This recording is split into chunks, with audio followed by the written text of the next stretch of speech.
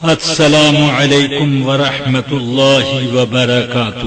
وعلیکم السلام ورحمۃ اللہ وبرکاتہ۔ آپ اپنے موبائل کو برائے کرم اپنے ساتھ جہنم میں لے جائیں، اس میں مجھے بند کر کے نہ لے جائیں۔ یہ بہت برا عیب ہے۔ سرکار دو عالم سیدنا محمد الرسول اللہ صلی اللہ علیہ وسلم نے ارشاد فرمایا، ان اشد الناس عذابا یوم القیامہ المصورون۔ قیامت کے دن سب سے زیادہ سخت عذاب تصویر بنانے والوں کو ملے گا جو جانداروں کی تصویر بناتے ہیں۔ کیا آپ میں اتنی ہمت بڑھ گئی ہے کہ عذاب تو عذاب رہا، سب سے سخت عذاب کے لیے اپنے آپ کو آمادہ کرنے کی ہمت آپ میں پیدا ہو گئی؟ اتنی ہمت العیاذ باللہ، یہ بہت بڑی جرأت ہے، اس سے پرہیز کریں۔ میں اپنی تصویر سے بیزار ہوں۔ مجھے یہ پسند نہیں کہ میری تصویر کوئی تبرک یا تعویذ بنا کر کے بھی رکھے تو وہ اپنے آخرت کی تباہی کا سامان کرتا ہے۔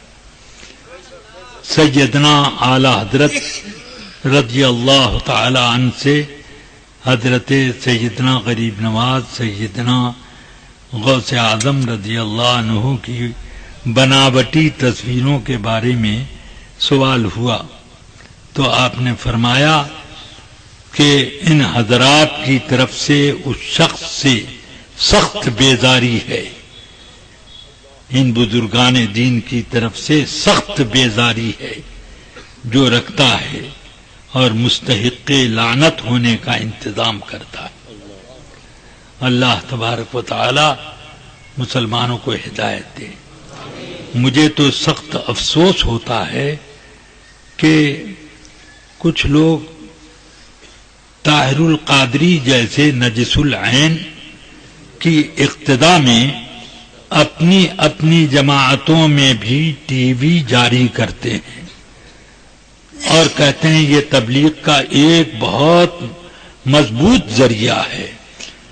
مجھے سمجھ میں نہیں آتا کہ تبلیغ گناہ کے راستے سے کیسے ہوتی ہے۔ بے وضو اگر نماز نہیں ہو سکتی تو پھر گناہ کے راستے سے دین کی تبلیغ کیسے ہوتی؟ یاد رکھو، آقا کائنات صلی اللہ علیہ وسلم نے ارشاد فرمایا، ان الملائکۃ لا تدخل بیتا فیہ کلب او صورت حیوان۔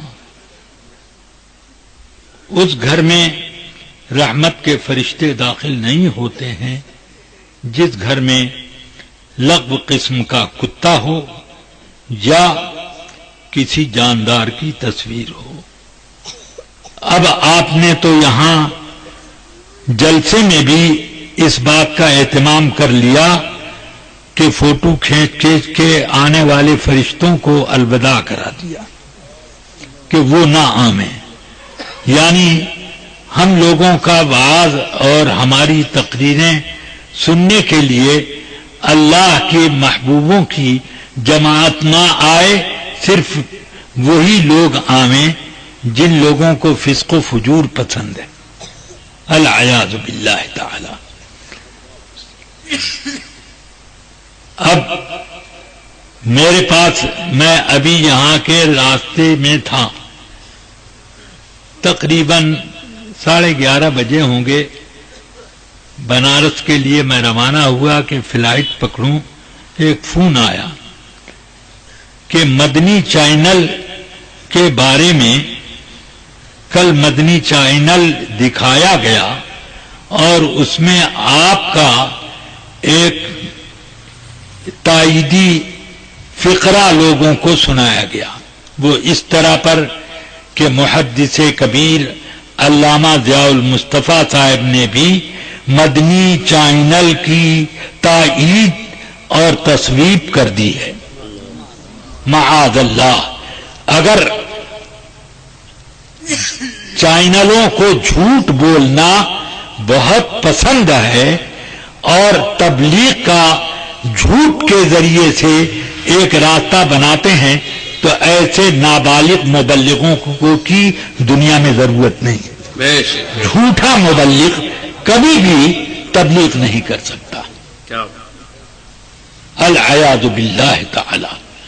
اب آپ لوگ اپنا اپنا موبائل اپنی جیب میں رکھیں یا پھر لے جا کر کے کسی گڈھے میں ڈال دیں، مگر میں اس کی اجازت نہیں دیتا. میں بیزار ہوں اس بات سے کہ کوئی میرا فوٹو موبائل میں مقید کرے. اللہ تبارک و تعالی مجھے محفوظ رکھے. سوچو، تبلیغ اگر تصویر کرتی ہے تو آوازیں بند کر دو، صرف تصویر دکھاؤ، اور اگر آواز تبلیغ کرتی ہے تو تصویریں بند کرو، آواز پہنچاؤ. سبحان اللہ، سبحان اللہ.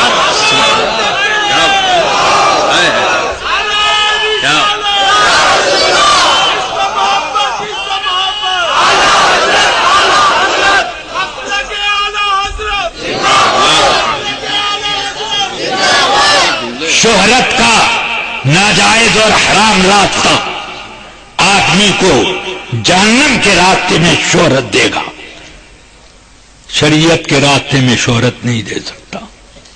ایسی سستی شہرت انہی لوگوں کو پسند ہو جو لوگ اپنی شہرت کے لیے اپنی تصویریں نشر کراتے ہیں.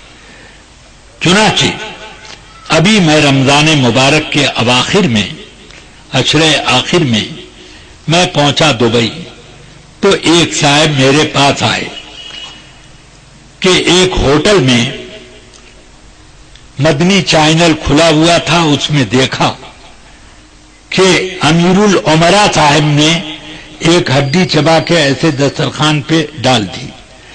ایک آدمی کو فالج ہوا تھا، اس نے چپکے سے اپنا ہاتھ بڑھا کے وہ ہڈی چبائی اور فوراً وہیں پر تندرست ہو گیا.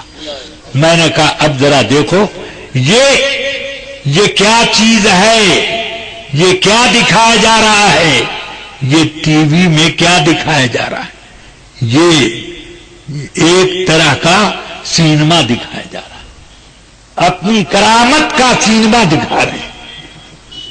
تو اللہ تعالی ایسی طریقوں سے بچائے. جو لوگ اس راستے کو پسند کرتے ہیں میں اس سے بیزار، علامہ اظہری اس سے بیزار، اور جماعت کے جتنے اساتین علماء ہیں سب اس سے بیزار. خیر، یہ میں نے مجبوراً یہ چند جملے کہے، نہ آپ موبائل اٹھاتے اور نہ مجھ کو یہ بولنا پڑتا.